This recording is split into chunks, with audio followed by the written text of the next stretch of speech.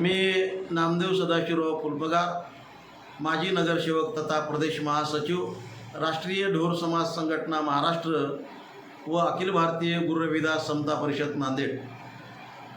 सर्वांना माझा जय गकया, जय रविदास, जय भीम। सध्या महाराष्ट्रामध्ये जे वातावरण चालू आहे त्या वातावरणासंदर्भात बोलायचं म्हणजे शासनाने घातलेला अबकड उपवर्गीकरणाचा घाट, त्यामुळे अनुसूचित जाती प्रवर्गातील 59 जाती भयभीत 59 जातीमध्ये भयभीत वातावरण निर्माण झालेलं आहे। फक्त एकाच माझ्या समाज बांधवांच्या म्होरक्यांना हाताशी धरून अबकड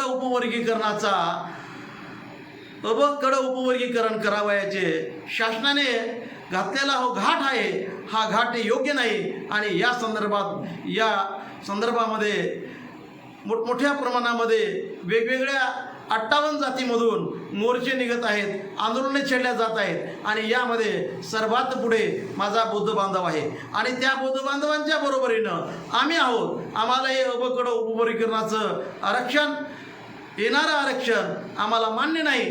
बाबासाहेबांना दिलेलं आरक्षण हे समूहाला दिलेलं आहे, जातीला दिलेलं नाही। म्हणून माझा बौद्ध बांधव एवढ्या मोठ्या प्रमाणामध्ये मोठ्या संख्येनं असताना सुद्धा जर त्यांनी अबकड उपवर्गीकरणाची मागणी केली तर त्यांना 9 ते 8% आरक्षण मिळू शकतं, पण तरी त्यांना हे अबकड उपवर्गीकरण मान्य नाही आणि ते सुद्धा सर्वांना सोबत घेऊन राहू इच्छितात। आम्ही सुद्धा त्यांच्या सोबत आहोत आणि या उद्याच्या होणाऱ्या मोर्चाचं नेतृत्व विश्ववंदनीय डॉक्टर बाबासाहेब आंबेडकर यांचे नातू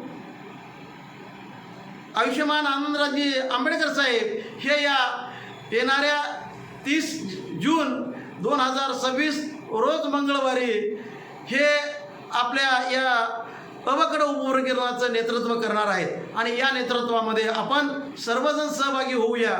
माझं एक सांगणं आहे, माझ्या समाज बांधवांनी या मोर्चाला अधिक मोठ्या प्रमाणामध्ये जमलं पाहिजे, कारण या अबकड उपवर्गीकरणामुळे आपली संख्या, आपला समाजाची संख्या अल्प प्रमाणात असल्यामुळं आपलं या राष्ट्रीय जनगणनेनुसार महाराष्ट्रातील लोकसंख्या ही अंदाजे 0.20% वर आलेली आहे आणि या 0.20%नुसार जर 500 जागा निघाल्या तर 500 जागापैकी आपल्या समाजातून स्पर्धा करून फक्त एकच मुलगा लागणार आहे।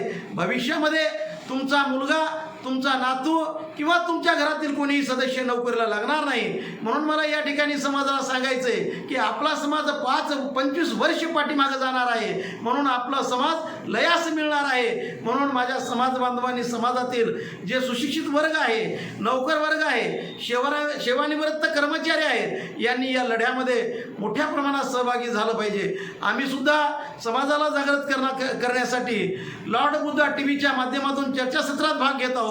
शासनाला आमच्या भावना कळवण्यासाठी जिल्हाधिकाऱ्याच्या माध्यमातून आम्ही आमच्या भावना निवेदनाद्वारे कळवत आहोत। वेगवेगळ्या संघटनेच्या माध्यमातून आम्ही एकत्र लढा लढत आहोत। म्हणून मला या ठिकाणी माझ्या समाजाला सांगायचंय, अभी नहीं तो कभी नहीं, अभी नहीं तो कभी नहीं। म्हणून मला म्हणायचंय, अरे उठा जागे व्हा, उठा जागे व्हा, झोपेचं सोंग करू नका। झोपेचं सोंग केलं तर येणारी पिढी आम्हाला माफ करणार नाही। म्हणून येणाऱ्या पिढीसाठी जगा।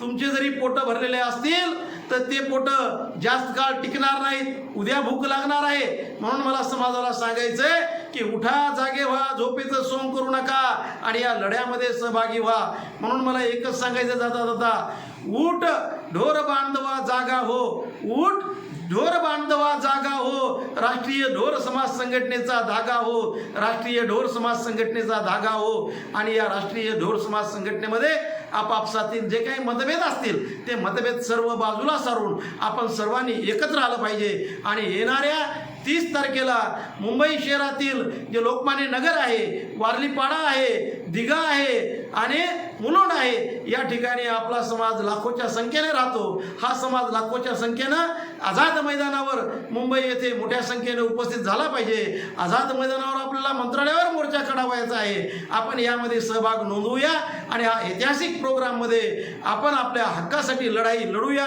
एवढंच या ठिकाणी आपल्या सर्वांना आव्हान करतो, तळमळीची विनंती करतो. पुन्हा आपण सर्व आपल्या सहकुटुंबासह मुंबई येथे उपस्थित राहाल अशी आपल्याप्रती अपेक्षा व्यक्त करतो. इथंच थांबतो. जय ककया, जय रविदास, जय भीम, जय संविधान, जय भारत. धन्यवाद.